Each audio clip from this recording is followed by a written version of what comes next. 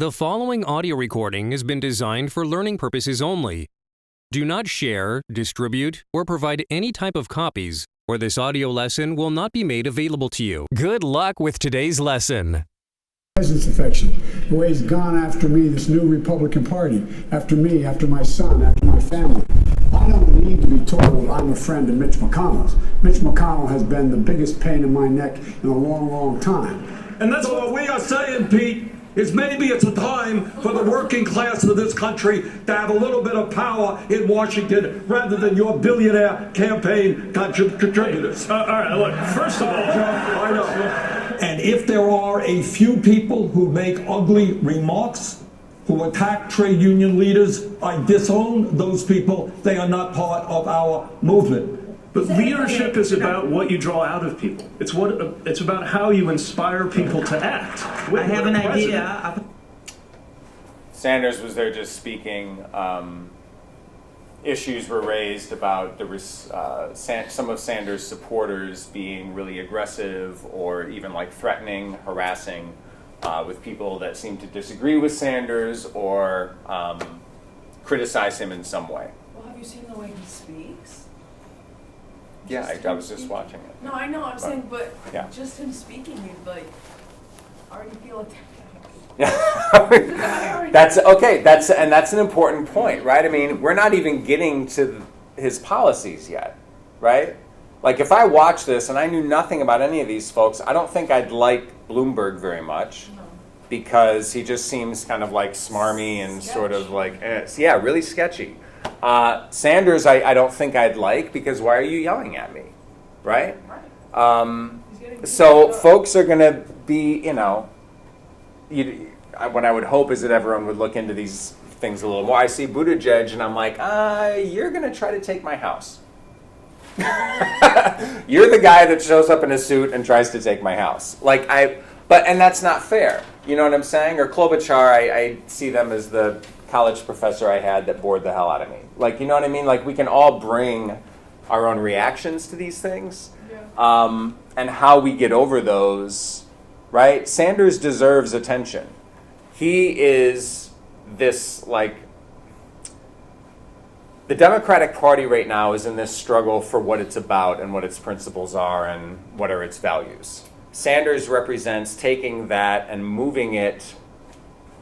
I'll say this as sympathetically to Sanders as I can. I think Sanders is saying, in the past, the Democratic Party stood for big, bold, radical ideas and agendas that reshaped this country. We're in a place now where we need those again. Here's what they are for the 21st century, right? And that's a really remarkable shift from the kind of politics that Joe Biden, that even Pete Buttigieg and Amy Klobuchar represent, which is a much more center sort of, the ship itself is fine, we just need to do some tinkering and some fixing here. We've got an idiot who's steering the ship right now, let's get him out, meaning Trump. And Sanders is much more about, let's make really big radical changes, because that's what we need. And that's where the split is now in the party. So and nobody is trying to be Bernie Sanders, you'll notice. Like, Elizabeth Warren is the closest in terms of policy, but they're all trying to position themselves as the anti-Sanders. Sanders is so strong politically that he's now he's defining this wing or this aspect of the modern Democratic Party in a way that nobody else is. At least nobody on that stage. So, we'll see. But yeah, the concern is is this getting so toxic? Are people getting so pissed and so, you know what I mean? Who can move us forward? Somebody criticizes his healthcare plan. And somebody who likes Bernie Sanders says that person a message, says, well, I hope the next time you go to the doctor's office, you can't get in and you die. You know what I'm saying? Who said that? I don't know. I'm just giving an example. I'm giving a what if, that this is the kind of thing. And Sanders brought up in this debate, and it's important. He has an incredibly diverse staff, like the people working on his campaign and the people heading up the different divisions. A lot of women of color, immigrants, folks. He's got a lot of very different people working in his campaign.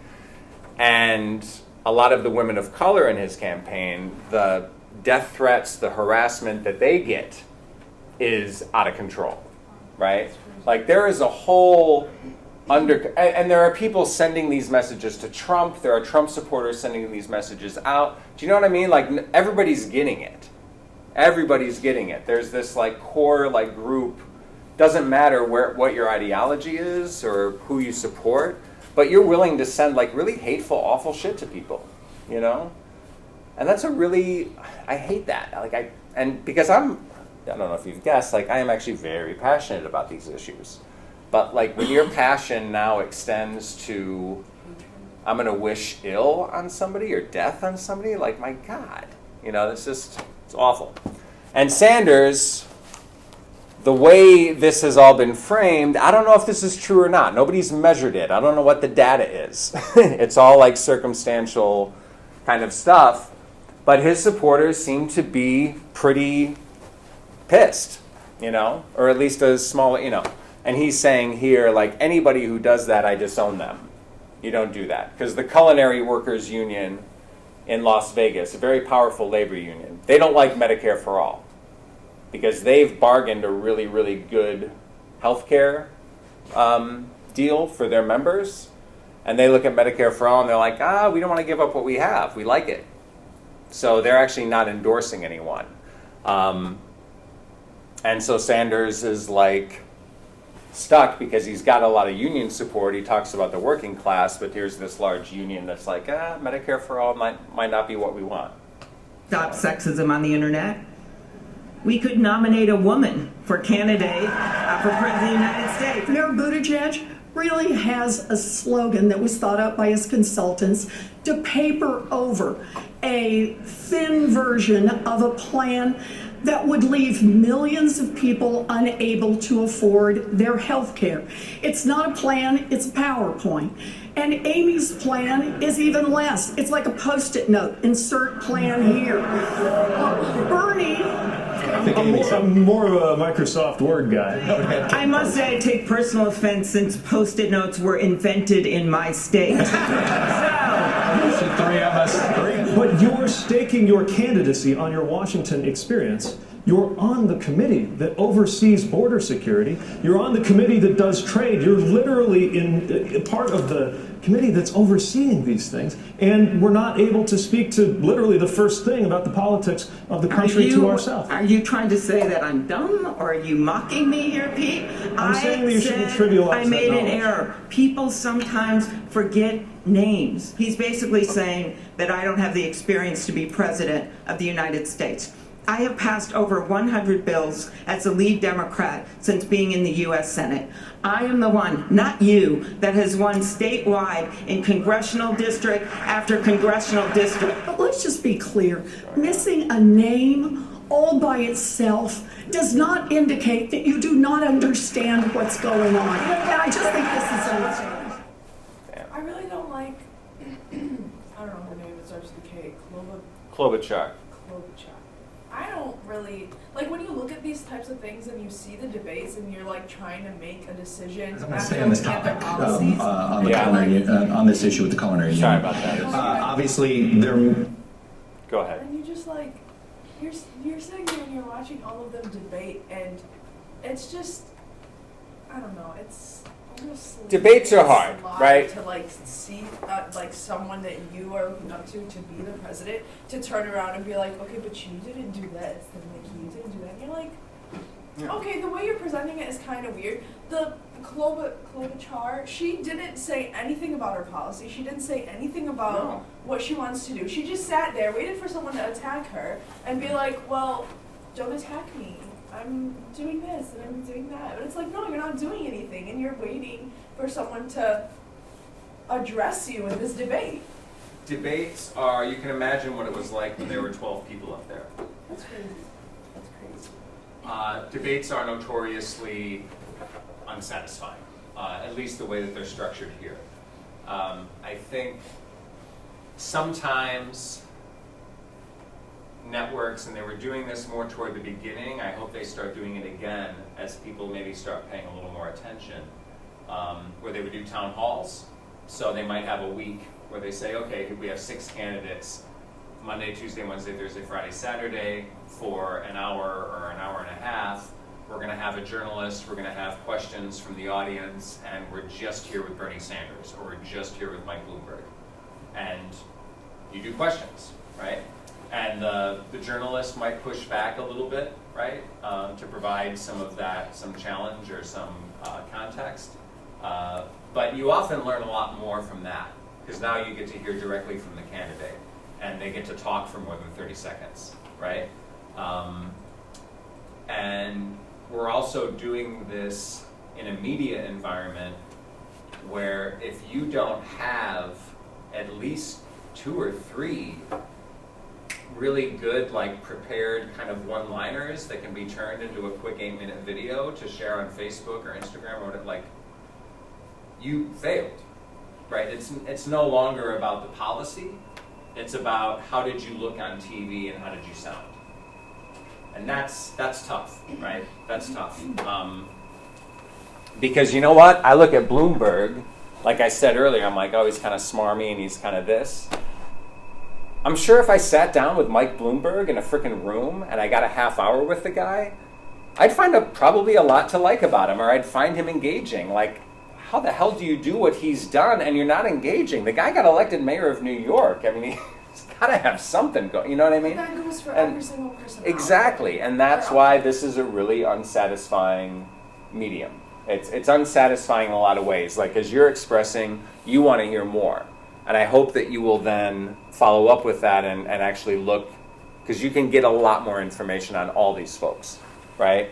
Good, detailed, rich, contextual information. It's all there, it's all available. We're just not seeing it here. And that's what gets frustrating. Isn't that why they do that, though? Because the people who can attract their audience in a debate, in like one-liners, or in ways where they're talking about their policy, but in a way like talking about other people's policy and how it doesn't work. Like, I don't know. Well, and part of it too is a big chunk of this, and something we mentioned earlier, is each of these folks are running to unseat an incumbent. It's hard to defeat an incumbent. Forget about how much money you're paying on advertising. Donald Trump is going to get about 3 times the media coverage that any of the Democrats are going to get as the nominee. Why would he get that? Because he's already sitting president. He's the sitting president. Clinton got 3 times more of the press coverage than whoever the hell ran against him, right? Dole. Obama got 3 times the press coverage as Romney. Like, it just happens all the time that the sitting president, the incumbent, is naturally going to get more airtime. As president, you can take everything you do as president and turn it into a campaign event, right? George W. Bush was fantastic at this in 2004. Like, everything that he did in the year, even a year and a half leading up to 2004, was centered around how do we use this, or how do we shape this as a way to set up the next election, right? Very smart to do that. That sounds like cynical, and that sounds sort of like, oh man, you're just like trying to manipulate media. Hell yes, you're trying to manipulate, because if I don't, someone's going to do it for me, right? So you turn everything into a campaign event. That's going to be happening with Trump. He should do it. If he's smart, he will do it, right? So yeah, we're trying to figure out who's going to go up against Trump, right? And part of this is you're going to have debates with Trump. So of these people, who do I feel most comfortable with having to go head-to-head with Trump, right? For some folks, they like what Warren represents. They like what Buttigieg represents, right? Like, Warren came out, she knew what she was talking about. That's the only person I felt that had the most to say, even though they're all candidates and they're all like, oh, I would urge you to watch the whole debate, because you actually, there's, even with the limitations, you get more context. But yeah, I mean, and go to the candidates' websites, like look at what they have there. You can find interviews with them, where you're going to get more of an in-depth thing. I would highly recommend doing that, And I'd also say take a look at Trump. Trump's going to be on the ballot.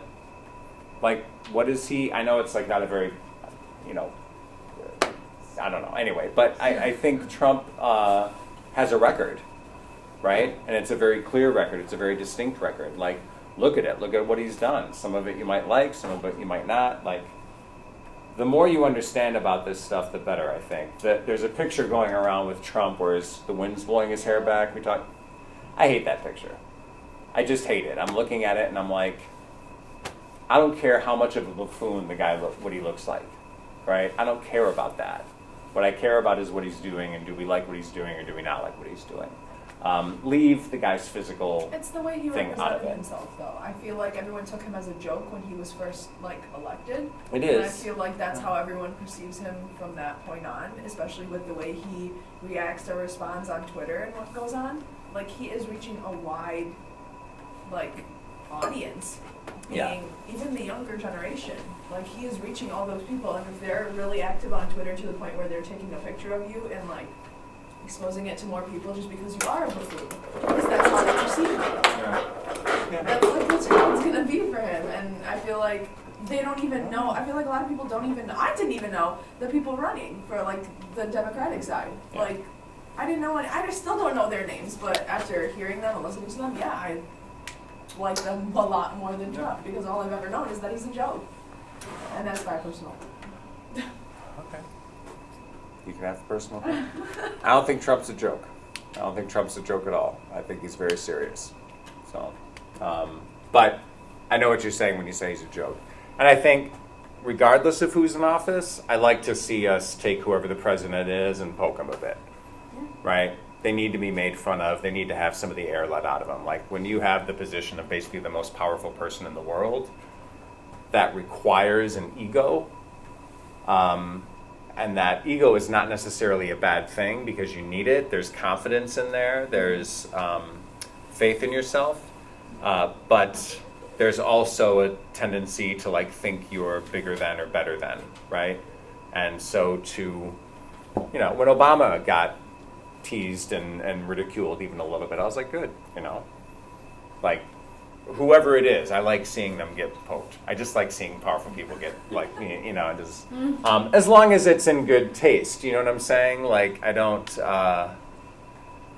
some people went after Bill Clinton's daughter Chelsea because she wasn't, this is a whole nother thing that sucks, she wasn't considered attractive by normative standards. And so she got a lot of flack for being, quote, an ugly kid. And I was just like, that is the most vile thing. Leave the man's kid out of it. That's not teasing in good sense. No, that's just not mean. nothing. Yeah. So okay, let's stop here. Woo! Moving on, I want to do an exercise today. And this is going to be something that feels very much unrelated to the week's chapter, and that's okay. This is going to be we didn't have an icebreaker because we went into it, but this is going to be sort of like an icebreaker and some personal work for you all. So you are going to write this down.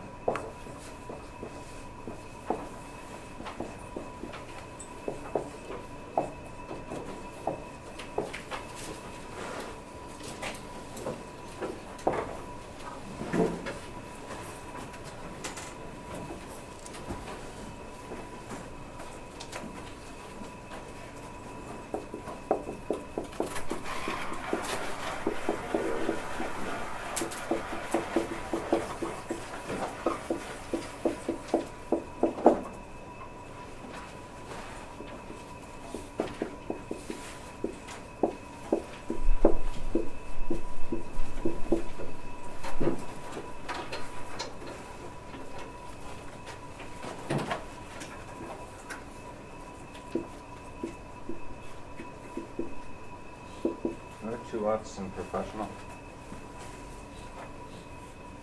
No.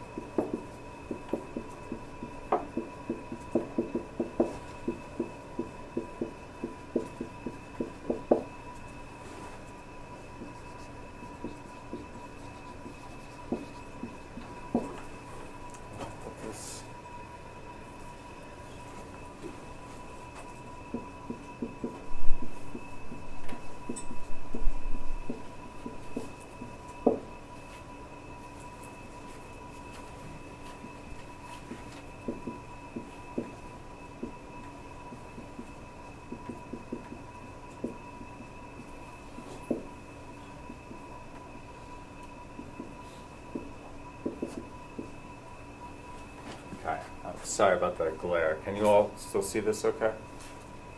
Okay. So here's what you're going to take a few minutes and do.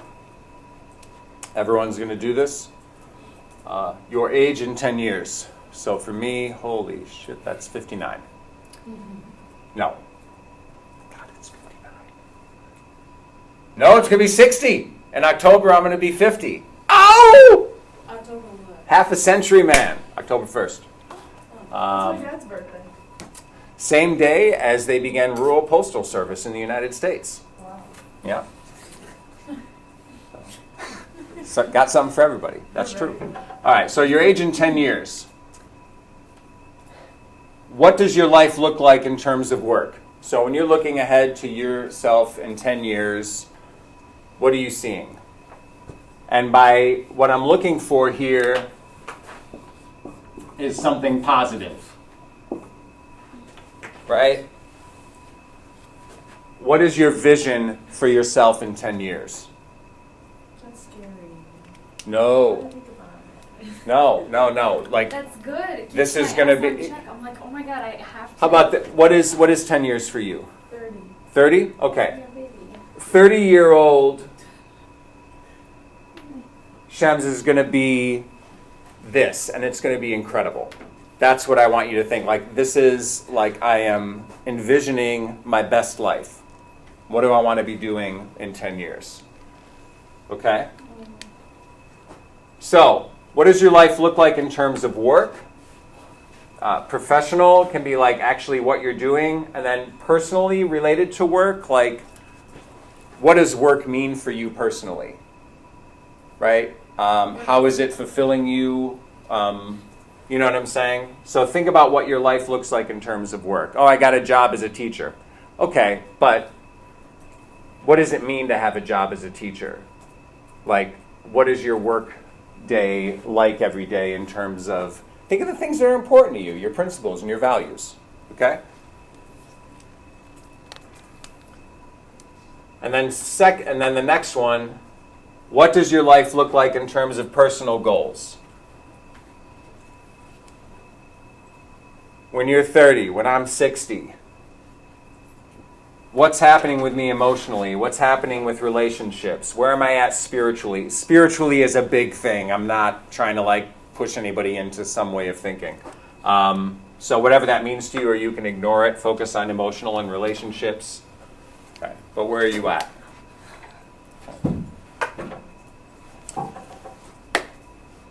I want you to take a few minutes with this, and I want you, if you need to like stop and maybe breathe and ground yourself a little bit before you do, and then write, but take this seriously and take your time with it. Is everybody down to share their age? Yes. I'll be 60. 34. You'll be 34. 30. 30. 28. 28. 21. What? 21. You will be 21? Oh, I'm sorry. Mike is okay. Yeah. Remarkable. You're 11 now. So you'll be 31. Yeah. Okay, good. You asked me? 36. 36. 29. 29. 33. 33. 30. You will be 30. Yeah. Tyler? 28. 28. Okay. Did you do yours? No. Yeah. 40. Be 40? Okay. You're out. All right. I think I'm in the lead. So, okay. Okay. So, how many of you came up with something for this, for either of these, that you felt like that's just not, I don't know if that is possible. Did anyone feel like that about something? I think most of us were realistic. Not saying like, oh, I'm going to have the ability to like burn through a mountain with my eyes. Like, not that. Like, you're going to be Flash Gordon or Luke Cage or something, right? Like, leave that alone. Well, maybe president. That's realistic, right? I don't know if being a superhero is real. Do you know what I'm saying? But like something that seemed like, wow, that's way out there, right? Anybody come up with something like that? Okay. find one of those for yourself. Seriously, find something like that feel it is within the realm of possibility because you see it around you. Let's take business, for example. I would like to be a businessman who is successful on the level of someone like Mike Bloomberg. Do you think most of us have that opportunity? Yeah. I don't think so. Why not? Because the way the system is structured, there's not enough room for everybody to be Mike Bloomberg. But do you think it's possible that with intention, with work, with the right kind of connections, with some luck, with this, could you? Yeah. Yeah, you can. You know what I'm saying? Like that is within the realm of possibility. Even if it's a really like, oh, come on. You know, like that's a long shot. Like I'm 50. I don't know if I can, you know what I'm saying? I still got college debt. Like I don't know if I can like do that. But you don't know. You know, you don't know. In 2 years, suddenly I've got this YouTube channel that's out of control and I've made $2 million through advertising because everyone loves my YouTube. I don't know what the hell I would do. What would I, do you know what I'm saying? But like, there are possibilities. There are some avenues. They are unlikely and that there's a whole lot that needs to like happen. But yeah, my point is, if you don't have one of those, right? And maybe you don't want it. Maybe you don't want to be Mike Bloomberg. Right? Because I'll go, great, then Elizabeth Warren is going to come at me with a machete on a debate stage. But leaving that aside, like think in positive terms. Like, what does he represent in terms of business? Look at the success that he represents. The president just, basically if you're president of the United States, it's like someone's handing you like one heaping pile of crap after another to deal with. You know what I mean? But it's still an incredible job and it's still an important job. Is it unlikely that any of us in this room would be president? Probably, but it's also still within the realm of possibility. And I think when you envision what your life is going to be like, right? Be free enough to look at models of really incredible success. And it could be about financial success. It could be about, wow, somebody like this person who is so widely respected. I want to be respected like that, you know? Have that there. Like, think about the models that you see before you that mean something to you and why they mean something to you, and imagine yourself in their place, okay? That's really important to do. Anybody want to share something from the first one about work? Sure. Like by then I plan on being a PA, because I'm waiting for nursing and I want to be a PA. Okay. And then like helping, I don't know, not like a little bit educated, like helping nurses that just graduated. So in like a good, tell them my experience, like who wants to further their education, like a PA or get their doctorate, just like tell them my experience or help them guide them through their next level of education. So not only get to this career level, but also be in a place where how can you help the next generation of folks coming along. That's really cool. Okay. So that's nice. That's a good one. What else? Does someone else want to share? Please, Diamond. Okay, so I said I'm good for professional track athlete. I would either be living in LA, Texas, or Las Vegas. So I'm gonna have $30 million plus in my bank account. I'm gonna be married. In 10 years? 10 years, yeah, married, yeah. Married, but everything else. I'm gonna have a lot of assets. I'm gonna have like my brother. He's working on our company with our family and stuff like that.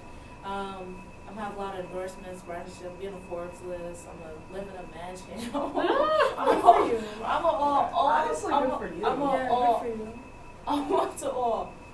to own all the 3 cars that I want. I'm gonna own a Lamborghini. I'm gonna own a Rolls Royce. I'm gonna own a Dodge Challenger. I'm gonna have my own charity foundation. I already drew it out how I want it to be and stuff. What else did I wrote? Be the best female athlete of my era. So when I come out, I'm gonna be the best, and I'm gonna be on the Forbes list. I'm gonna say I knew her. I know. I knew her. That's a motherfucking vision. Okay. Thank you. So, not that yours isn't. I didn't mean, but this is like, that's a lot, and but you also have a very clear idea of like what success means for you, right? And that's important. I don't want to go after that. What? I know, I don't want to What if you? No, it's okay. What if you don't get the Lamborghini? I'll be fine. Should get some Maserati. You'll be fine with that, right? I am. Like there are some things. I think when we break down, what I would recommend that you do, because what you have there is like a really strong foundation in terms of this question. And I think all of you should do this, right? Whatever these specific things are, whether it's like the nice home, I want you to think about and identify, what does that nice home reflect? What does it mean? So if you think of like, I want to live in a mansion or in a really nice, what is that? Why a mansion? What is it about a mansion that you think would be attractive to somebody? I said I want to be a professional athlete because, I wrote down here. I want to talk about the house. Okay, the house. Well, I said I want to live in a house because.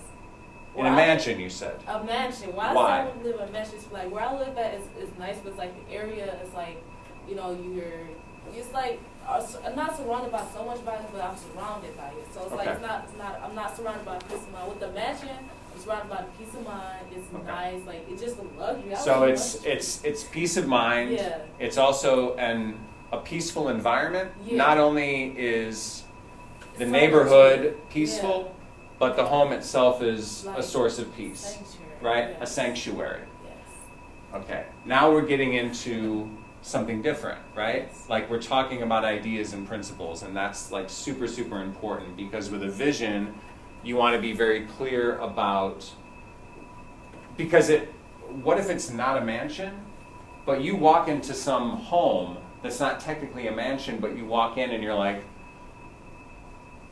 okay, this is my home. I so see myself here. Like, this is what I need right now. I thought it was going to be the mansion because I saw the picture of the mansion, and this is what, do you know what I'm saying? Yeah. But like, if those values are met with something else, the values are what are important, right? Are you guys with me on this? Yeah. So if you can look at the things that you listed, make a note to yourself, like, how do I distill values and principles from this? So yeah, peace of mind, security, safety, like those are all ideas and concepts that are critical to us. Okay. Anyone else want to share for number 2? Please, Shams. By then, I probably would think that I would be a behavior analyst, and then I would fulfill my dream of like working with autistic kids and like making an impact on their lives and their families' lives. I'll be married. I don't know how many kids I want by 30, but the possibility, by then I'll consider. All right. Okay. What does what can you extract from wanting to be you said a behavioral analyst and working with those children in particular? Like, what are the principles and values that are rooted in that? I really want to help, and I thought that I couldn't help in any other way but nursing at first, and so when I found this and like stumbled upon it, like applied behavior analysis, I was kind of like, whoa, this is me, this is what I want to do. Like, I want to work with kids, and I just want to help. I just want to be able to create a better lifestyle for the people who don't have the functional assets that come with that. Mm-hmm. Okay. So the idea of being helpful, that your work is going to have value for the life of someone else and their quality of life. Mm-hmm. Yeah, that's critical. And I want a house and a nice car, but I didn't want to say after. Yeah, I didn't say I put I'm kind of on my third one. I put I want to build build my own house. Yeah. I feel like people gotta stop. No, I'm just saying this, AJ. I feel like a lot of times, like when you tell somebody your big dream, like I told this to a lot of people, and they're like, they'll be like, you're just dreaming. But like when I actually beat her in 10 years, like, oh yeah, like hey, you can't be scared to say that I want a nice car, I want this. You can't be scared. Like you gotta say that you want it and go after it. Like if who would have known like Bill Clinton? He's probably like 6 years old. He didn't know like he was gonna be on TV and probably be elected to be president. He didn't know that, but when he said it, he went after it. You know what I'm saying? Yeah. Like you can't be scared to go on TV. You can't be scared. You're jumping ahead to our summary of this, but you're absolutely right. You're absolutely right. I think we'll come back to that. That's a great point. Would anyone else like to share for number 2? I'd love to hear from you.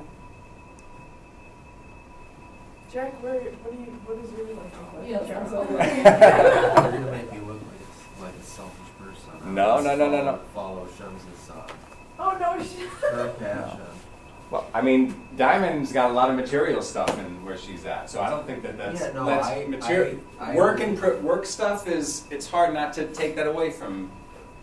Anyway, just go ahead. No, it all happens in steps. You know, I think Yeah. it's important to like have big dreams, but it's gonna happen slowly, and you gotta be in reality. You know, so that your dream doesn't turn into a delusion. You know. Sure. So. That's also going to be talked about at the end. That's a great point. Yeah, Yeah. that's real. They're Go gonna ahead. finish up this class. No, go. So, well, for me, financial, that's a big thing, you know, having no debt. Any like big liabilities that people usually make the mistake of putting on themselves when they graduate college, or like get married and buy a house, get a mortgage, buy cars. And then, like, I know you mentioned earlier earlier in the semester, like, having kids, like, delaying the ages you have a kid at, that I think that's a good thing. Like, they've proven that statistically, if you wait, you're more likely, it's better off for everybody. You know, people usually, they have kids at a younger age, like, it may not be at the best time, you need to finish school and establish yourself first.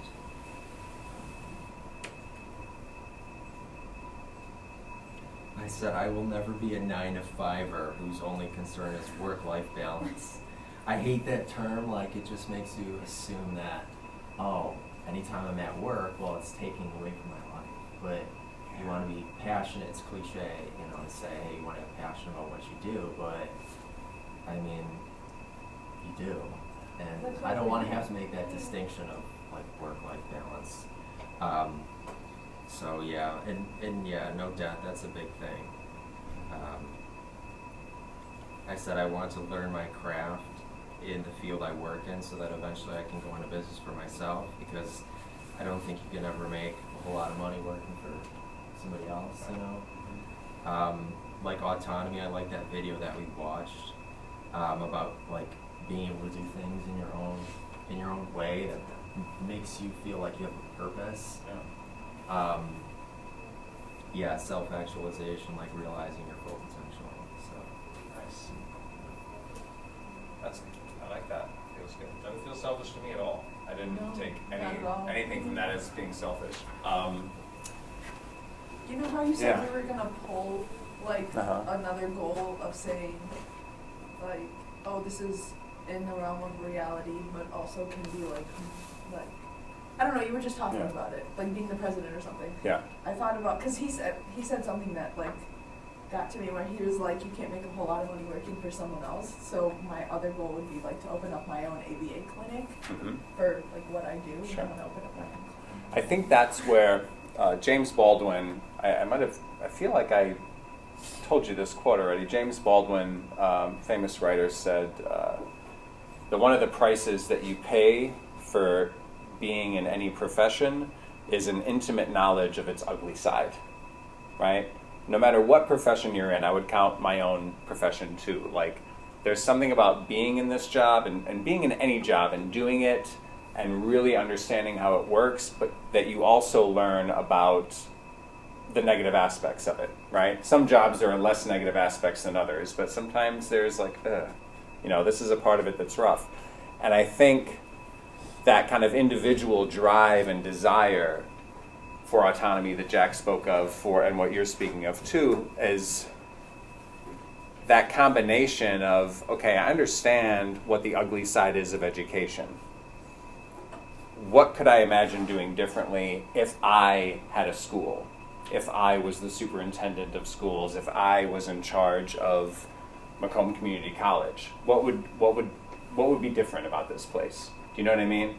So that idea about starting something yourself or beginning something yourself, how do I maximize the best of what this field is, and how do I minimize the worst? Does that make sense? Like that's part of what drives us. Like, yeah, I want to do this, but I'd like to do it like this. Like that's so cool, you know. Okay. Can I share mine? Yes. Yeah. Okay. So What does your life look like? I would say, so I'm 60 years old.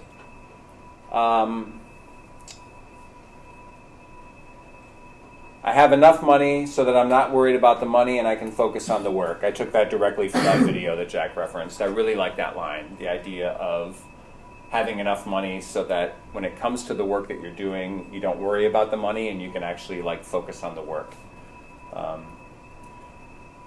Again, reflecting something that Jack said, my work life, and this was the word I was looking for, I'm just going to say reinforces my family life and vice versa. That there's, the word I came up with is symbiosis. Do you know this term? No. Where two things that are happening are mutually beneficial to each other and can coexist in a way where they're two distinct things, but they're not like, I've got this box over here and I've got this box over here, right?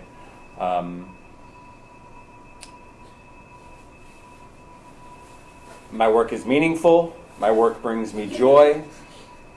My work is healing in some way, that there's a healing component to the work that I do. It isn't destructful or harmful. And I can see tangible benefits and value of the impact on my work and my community.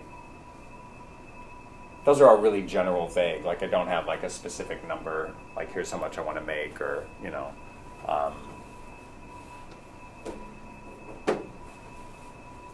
Here's something.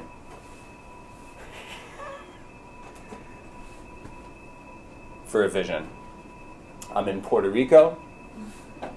I have a building there that is a completely well-furnished, modern recording studio, along with rehearsal rooms and work studio rooms, a performance space, and then I'm managing it. It doubles not only as a performance space and a recording studio, but it's also a school, right? So almost like kind of like a fine arts or recording arts school that is completely free. And that's what I want. Why Puerto Rico? Because I love Puerto Rico. Okay. That's where my wife is from. I've gone there. I've fallen in love with the place. That's one of those, when I mentioned earlier about Diamond, like walking into a house that's maybe not the house you imagined, right? But realizing, oh my, like there is something about Puerto Rico. Every time I'm there, I just like, I want to cry. I'm just like, it's, I don't know what it is. Like, I don't really buy any of that. Like, oh, in a past life, you were like, I don't know. But being there, it was something like, oh shit, maybe.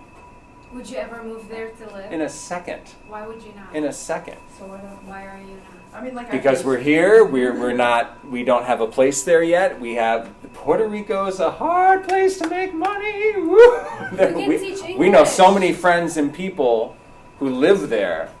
Oh, that place is swamped with gringos, with white people from the States who are like trying to make a living there. Like my wife gets calls all the time like, do you have anything? Like, my wife is famous. People call her like a one-person stimulus project. She has gotten more people jobs. She is so tapped into her network is out of control. So that's good then. And so, maybe, I don't know. Yeah, that's the thing. I think like we could do it. We just have to do it at the right time. We have a kid to think about. We're not wealthy. So making a move like that is hard. But it's also, yeah, I would love to do that. I also think there's no income tax. No, there's a hefty sales tax, though. Yeah. Well, it's like part of the U.S., right? It's like a U.S. Yeah, they call it I mean, technically it's a colony. Technically it's a colony with some independence, right? But yeah, it's basically when we have a recession, they have a depression. And when we're not in a recession, when our economy is good, they're in a recession. Puerto Rico just gets its ass kicked like in so many ways. It's a hard place to live. But it's like an incredible place to live too. It's just, yeah. Anyway. Maybe when your daughter turns like 20 and she's Oh hell no. We're going there way before then. Oh. Yeah. Yeah, How old I'm are trying to be there like within 2 years. I want to be Oh. living there within 2 years. The hard part of it, though, is that our family is not there. Our family's in North Carolina. But So they're not here. Doesn't matter. If we're going to move, we should maybe move to North Carolina, not Puerto Rico. Anyway, anyone else want to share anything from this? I will. That's I'm gonna be fine. Please. Go ahead. Avoiding it. No, go, please. I want to be an attorney in 10 years, and I want to keep my salon as a side income. Okay. I was gonna get rid of it like recently, but now everybody's Are working. you have Good. a salon right now? Yeah. Where at? What's Bloomfield? I'm coming. Come. Or What's my a house hair is salon? here. Or my house is here. I'll cut it, but I won't color at home. Like a hair We salon? can have Yes. no doggy Do you do salon. nails? No, I don't do nails. That's okay. Do you want to cut my hair? No, I don't. Okay, do let's that.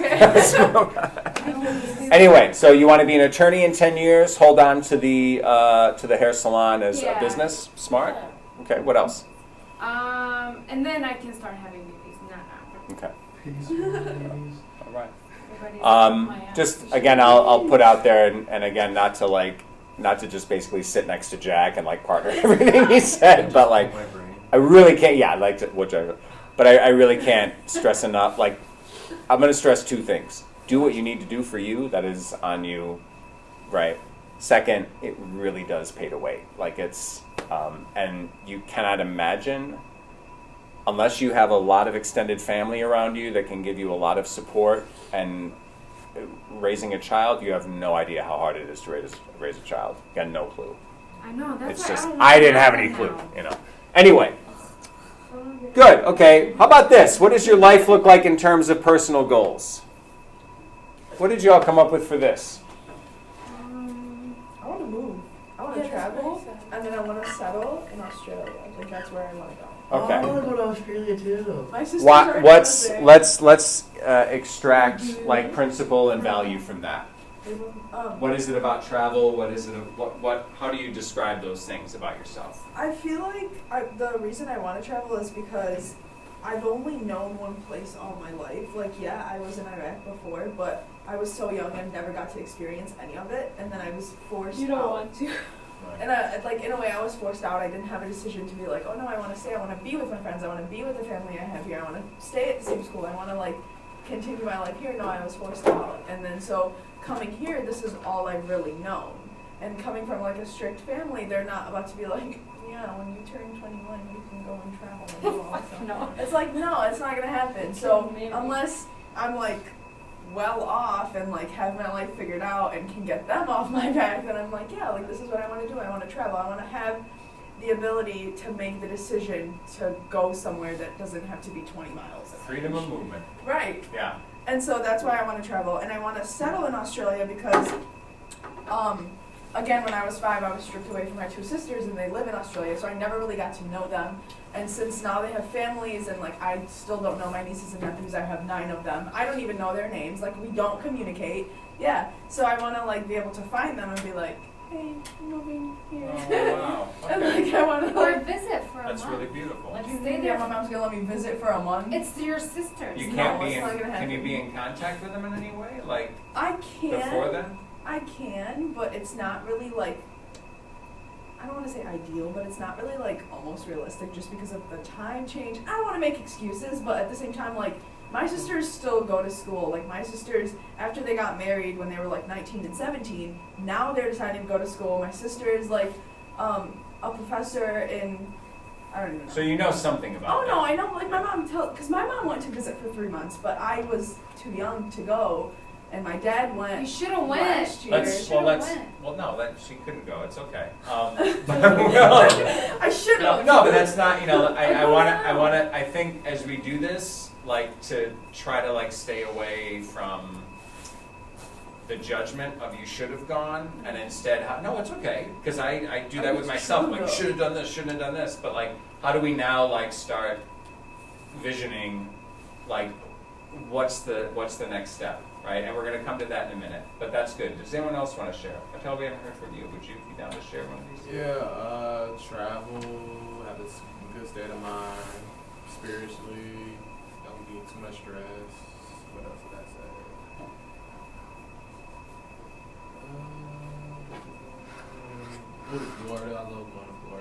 my second home, really. Why Florida? I got family and friends down there. I really like go there every year, like around August and July. So I stay down there most of the time. So I love being down there. We can see some competing things here, right? Like you mentioned, that family and friends are in Florida. Yeah. And so, like for me, Puerto Rico is my heart, right? But I will go to North Carolina. And that's not my family, that's my wife's family. I'll go to North Carolina and be like, okay, cool, in North Carolina, how are we gonna make this go? You know, like I have that adaptability where I'm kind of like, because I've been in every major and minor city in this country, like I kind of don't care where we go, right? And so, I used to travel for a living. So when... I wish my husband was like you. Wait, you used to travel But I for a would, living? He wouldn't even leave the east side. Anyway, He was in New when York for 10 years. so it doesn't really matter to me where I live, but what, I'm not just gonna pick like Dallas. I don't know anybody in Dallas, but we have family in North Carolina. And so there's something about the need for relationship, and like you have friends there, you have family there, like you're talking about Australia, not because you saw something on the news and Australia looked pretty, but because there's roots there, there's connection, there's, you know, that those human relationships that we want something to do with, right? So sometimes those are gonna like compete or they're gonna show up in different ways, right? It's not necessarily that it's about Australia or it's about Florida, although maybe we both like those places. To me, Puerto Rico, the physical land, is absolutely like I feel kind of a strong connection with. But you know, North Carolina is about family. So go ahead. It's so crazy because like I feel like I'm the complete opposite. Like when I stay in the places that I want to live in, nobody lives there. Like my mind is getting away from everybody. Like get away from my family. Oh, okay. Just get away from everybody. Like I think Europe is like one of the most beautiful things in the world. So like if push comes to shove, I go live in France. I would go live in France. I think like France is nice, but I don't go nowhere like. You don't want to be with family. Yeah. And that's, you know, and this is the beautiful thing about this, because we all have different needs, right? Yeah. I mean, like, you know, this probably came up in the day. What does it mean to have a good life? And we were like, oh, like be family, and some of us are like, no. I feel like I'd Diamond is rather- so like independent and like driven by her own like emotions, if that makes sense. Yeah, Like she's exactly. driven just for herself. Like not just for herself. I mean like she has a really strong connection with herself, I feel like, to the point where she can like say what she wants, how she wants to get there, and she doesn't need anybody's help because she can find a way to get there by herself. You're talking about that. And that's pretty cool. Like yeah. it's so crazy. Like that's my mom awesome. used to always tell me like you're not gonna find anybody. Like you're gonna be single. Like I have a boyfriend, but like I woke up one morning, I was like, damn, wow, she'd be really good single. Like I wouldn't care if I got single. They used to tell me I doubt it at all. I don't. This is, you know, I think we talked about this with culture, right? You really want to, and all of us can feel coming from different directions, those little pangs or those little like pokes of, you're supposed to do this, right? Mm-hmm. You're probably not gonna find anybody, and it's like, who the cares if I find anybody? Right. This is my life. This is about this, right?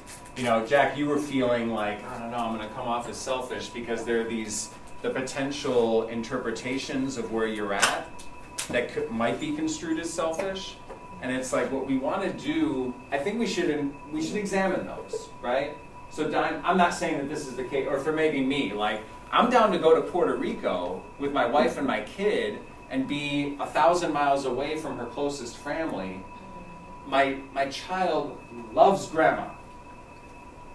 I mean, it's like, grandma, it's 3 a.m, we got to get in the car and go. My crew needs whatever. Grandma's like, yeah, I'm your ride, let's go. Like they're ride or die. It's awesome, you know? And when I think about like how willing I am to move to Puerto Rico, my heart breaks a little bit because I'm like, I'm supposed to be thinking about my kid. And I'm not. I'm thinking about my kid because I know they'd love it in Puerto Rico, but it's like, if I'm really thinking about my kid, I'd be like, we gotta go to grandma. She needs grandma, you know? And so that, I feel that pang, and so maybe I'll make this decision, but we should always examine that stuff. Like Jack, what you're saying about like, I don't know if this is selfish. I think it's good to think about that and to really like ask, like, where am I coming from here that is selfish, and is it selfish in service of what I think is the best life for me, or is it selfish in service of like screwing somebody over? I have a question. If it's not screwing somebody over and it's just about like what you need for you now, like go with that. You know what I'm saying? Like I think we should examine the concerns, but let's be careful about like not letting other people's ideas dictate what we need and what we want. You know what I mean? I think you have a right to, you know, pursue your own self-interest as long as you're not, you know, infringing on like anybody else's liberties, and that's kind of like the libertarian philosophy. Sure. Yeah. But, you know, like when we're watching the Democratic debates, like with what are they talking about? Especially Bernie, like free healthcare, free education. Right. Now, when you bring that into the mix, now it's like, okay, we need to have a general concern of everybody else, and that's where that you're talking about. Sure. That's where that, you know, notion of, hey, if you're, you know, pursuing your own self-interest, that's selfish. That's And this is the thing, like with Sanders, my whole thing about like personal like self-interest and what I want to do for me, man, that is like my North Star. I mean, like my wife laughs at me because like anything that comes up, my first question is, well, do I have to do anything? You know, and it's like, mother effer, can you just be excited about something? And I'm immediately like, oh man, that means I got to do, you know, like I want to do what I want to do, like for me. But I'm really, when I look at people like Sanders, I'm always like very cautious about, okay, is what you're proposing going to expand people's opportunity for that self-guided, like autonomous life? Or is it going to limit it? You know? And so things like free college and free health, not free college and free healthcare, tax-based, publicly subsidized free health, you know, healthcare, free on delivery for us. Like when I go, the police are free on delivery. The police is free security and protection, right? When they come to my house, I don't have to have a card and pay them, right? They don't have to swipe on their iPhone, you know? It's free on delivery. Having it be that, is that going to expand or limit people's freedoms? And I guess you could say it's going to limit the freedom of somebody like Blue Cross and Blue Shield to do what they do, but is it going to expand other people's freedom? Like if I don't have to worry about healthcare, that's actually kind of liberating. You know what I mean? If I don't have to worry about student debt, that's kind of liberating. If the government is saying you're going to then do this for a living, right? Or you can only do it this way, or you can, then I'm like, okay, whoa, right? So I'm really careful. I get where you're coming from, but it's like I'm always looking at it as what is actually liberating or what is going to be limiting. You know what I mean? It's never that simple, and I don't want to like. I know it's not. Yeah, sure. I do not want to go into a debate in this, but I hate when people just assume, oh, if it's free, it must be good. You know. True. Yeah. And I am for things like, you know, the Pell Grant and like encouraging students. You know, like if they want to go to college, they're doing well, they should be, like, I'm for some subsidizing that. Yeah. But by making college free, all you're going to do is make college more expensive, you know? Okay. So, and that's why it's so expensive in the first place. Like, if it was an all, like, cash business, basically, where you didn't fill out the FAFSA, you all had to pay out of our own pocket, then college would be much cheaper. And it's the same thing in housing. Good point. Like with FHA, you know, you can put like 3.5% down. What does that do is you can now borrow from your future by what that does is that increases. Right. You know, that's why real estate and housing is so expensive, is because everybody borrows. You know, but it's a trade-off. One is not right. One is not right, and the other's wrong. It's all about trade-offs. Sure. And I wish there was more education on, you know, on finance and like, hey, don't wrap yourself up in all. This is why debates are so unsatisfying in part, because the nuance that you're bringing forward right now is missing. And like there's a lot of those conversations that I think we need to have that we're not having, about, like, for example, why college is so expensive now. Like, yeah, there's a lot to it. I want to finish up with this too, but that's you raise good points. What does your life look like in terms of personal goals? Anyone else want to share? Oh, I said, I'm sorry. No, it's all right. Can we actually hear from either Tyler or Nicole or Dev? We haven't heard from either of you yet. I don't like to talk to people. Okay. Mine was more like getting a school schedule for kids and then figuring out like eating healthier for kids, finishing like car payments, student loan payments, and then like my husband was like confirmed in church, so if he wants to teach that to the kids, that'd be fun for his grandma because she goes, and then like keeping in contact with my mom and dad and his mom. Nice. Okay. So good family relationships. You're seeing, wanting to, like, the people that you love in your life, wanting to support them.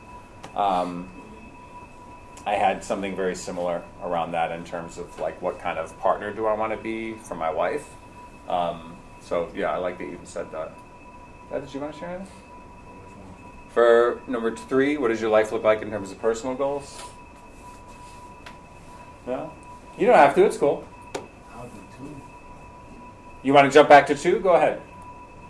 Like, that's like what I want to do. Like, Yeah. girl. Yeah. Really, I want to be like a rapper. That's cool. Okay. Do you do that now? You're working on it. Okay. Okay. Then this leads us very nicely into the next. If I asked you to, you don't have to do it in front of the class, but if I asked you to rap for me, if I said to you, I've got a studio, I've got mics, I've got whatever, I can make you sound like the radio.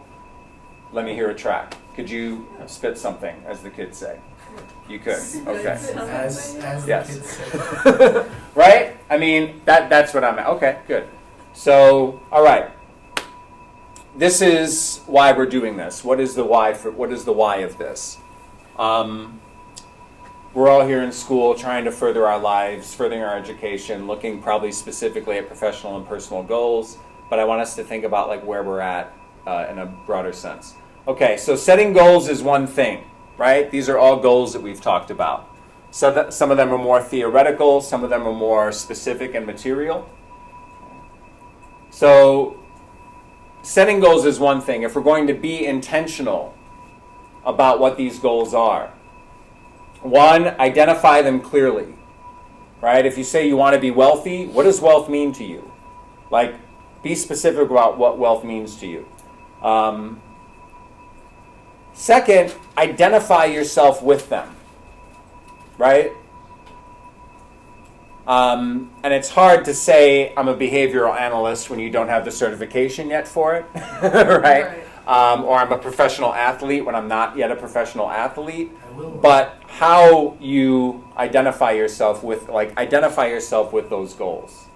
The other thing, going back to what Jack said,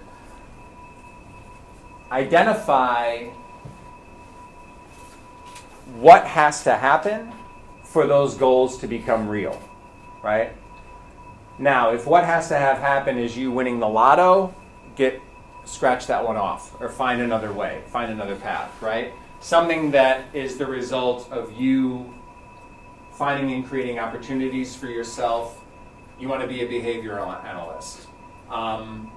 What kind of connections and relationships do you have with the teachers that you have now at Macomb that will be of benefit to you making that happen? If you're not cultivating those relationships, you need to start, right? Start doing that. You have no idea. We sit in our offices. None of y'all come and talk to us. None of you ask us for letters of recommendation. None of you ask us, hey, do you happen to know anyone? You know what? I don't, but this person's really cool and you can talk to them. Like, nobody asks us anything, right?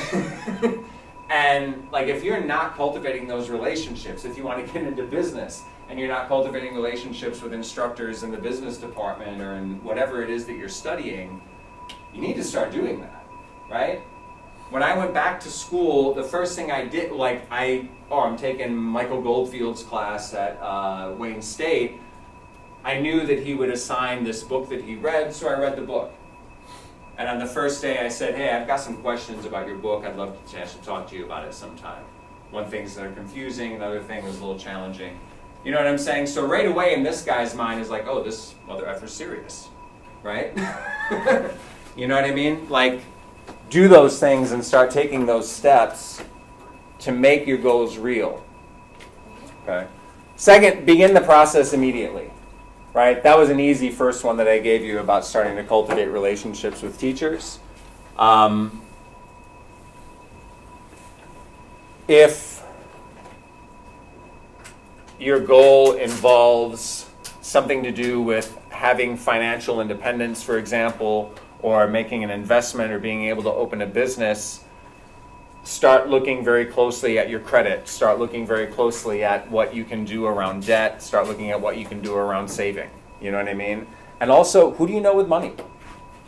My husband. There you go. Awesome. But like, find someone else with money. Do you know what I'm saying? There are so... Donald Trump. My wife does kind of health and healing work. And she does it like from this perspective. I can't get into it now, but it's called healing justice or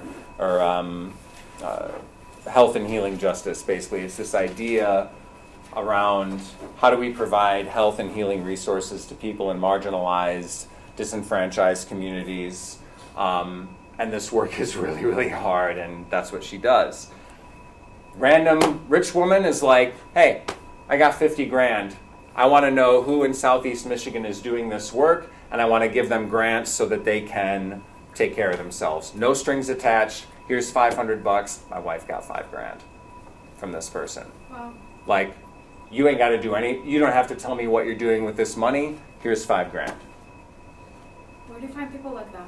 Yeah. I don't know, but that's the thing. My wife was in that circle of people, right? Who knows? And then she goes off to talk about something to do with Puerto Rico with a group of at some Christian church in West Bloomfield. And it turns out these people are actually kind of really in line politically with where my wife is, and they have a ton of money. They're like, well, what can we do? How can we help? We don't know anything about Puerto Rico. What's going on? And suddenly my wife is like getting checks to, you know what I'm saying? Like, she's, not that we're now like, woo, but you know what I mean? It helped. No. It's about the work. It's about furthering what she's trying to do there. So that, you know what I'm saying? Like, you find people with money, you know? Going back to, and clear ways to do it. You want to be a rapper. You're like, okay, well, maybe I could open a restaurant with my brother, and then we can have an open mic night on Thursdays, and I'll perform at the open mic night. You're not a rapper, you're a restaurant owner. You know what I'm saying? You're now selling, do you know what I'm saying? You're now selling this instead of, like, how do you go directly at what it is you want to do? Do you know what I mean? The other thing, always return to the vision. It's very easy to get bogged down in the step that you're on right now, which is, oh man, it's Thursday and I got to be at class by 8, right? When you are able to explain and elaborate on and have a clear understanding of what your vision is for your life, and that can change, right? You can make adjustments, but to return to the vision is critical, and to be able to return to the vision, because that's what gets you through those moments where you have to endure, the hard times you have to endure and transform from, okay?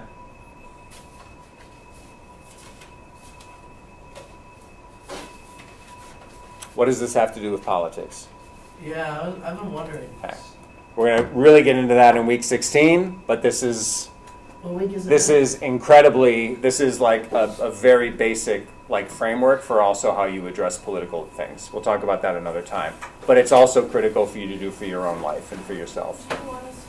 I want you to hold on to that. I want you to write about it in the lessons learned this week. And I want you to keep it and do something with it in terms of, do you have a file that this can go in? Can you write this up as a Microsoft Word? Can you make a PowerPoint out of it? Can you do something where it's a resource that you can build on and keep track of? Okay? All right. Good luck with today's lesson.